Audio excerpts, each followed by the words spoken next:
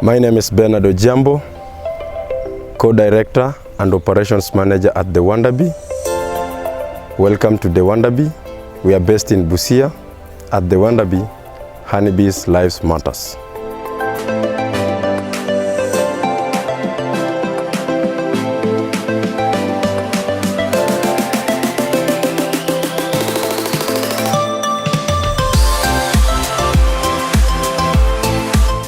The journey of the Wandaby started in the year 2019 after one of the directors, Bernard Ojambo, finished college, and we started the work of beekeeping. Now, after started beekeeping, we said, okay, what are we going to do with the honey? The question arose what we are going to do with the honey, and we decided that we should be doing value addition. So we started experimenting. We started experimenting on soap making and making body cream from the beeswax, which is a byproduct of the beekeeping process. At the Wandaby, we make two types of beehives. We have the Langstroth Deep Super Hive. With the Langstroth Deep Super, we get honey only. This is because after extraction, using the centrifugal honey extractor, we take back the frame together with the comb. So the bees will only fill in honey. The other hive that we make is the Kenya Top Bar Hive, also known as the KTBH. This one produces honey and beeswax. It's now with the beeswax that the Wandaby we are doing the value addition. We have the beeswax body cream, beeswax herbal soap, and other products like the lip balm, and the others are loading. The KTBH is harvested twice a year, but depending on the forages. So if you have little forage, you can even harvest once. If you have more forage, you can even harvest 3 times a year. This one, the Langstroth and the KTBH, we do advise our farmers to mix them because we also need wax for baiting other than the value addition. If you don't have honey, the beeswax, you can't do the baiting. Up to now, we have 664 beehives strewn all over the place from Busia, Bungoma, Vihiga. We even have in Nakuru County and Siaya, and we even have some hives we are managing across in Uganda, near the border. We have 2 types of apiaries.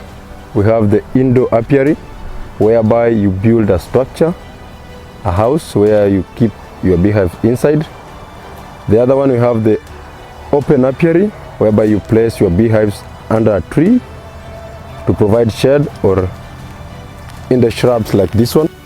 The hives are placed in at least 80 centimeters above the ground, so as to prevent honey butchers from destroying the beehives, and also the security from the crawling insects and animals.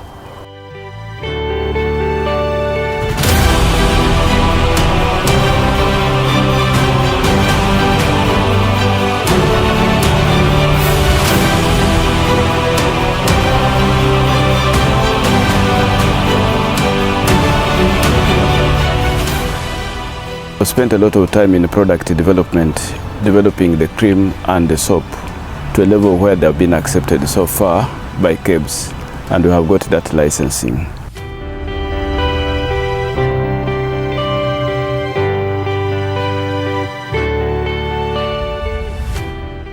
We have worked with the Kenya Export Promotion and Branding Agency to develop those products, the cream and the soap, which as of now, we just a few steps away, and we launch the 2 products onto the export market.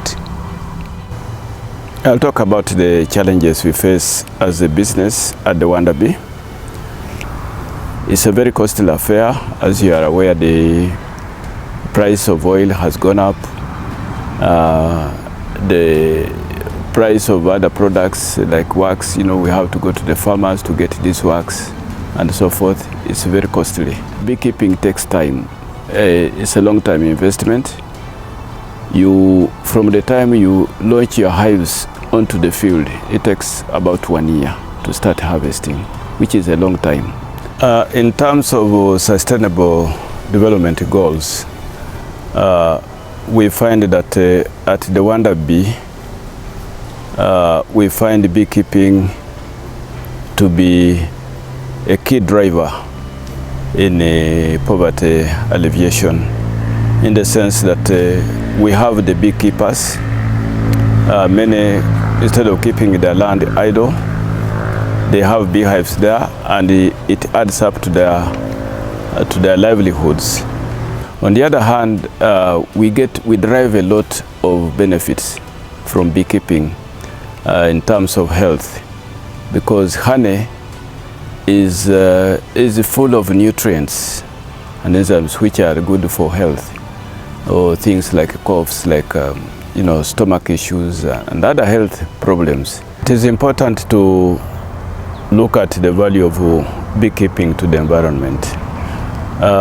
You find that 65% of the crops are pollinated by bees, which adds to the food production, global food production, without which I think probably would have increase in hunger. On the other hand, the beekeeping promotes forestation, in that the cutting of trees is reduced, and in fact we always encourage people who undertake beekeeping projects to plant more trees. And then we have job creation. We have a lot of youths whom we work with in production, in the field, in the management of apiaries for the farmers. The biggest challenge we have is unemployment, and particularly for youths.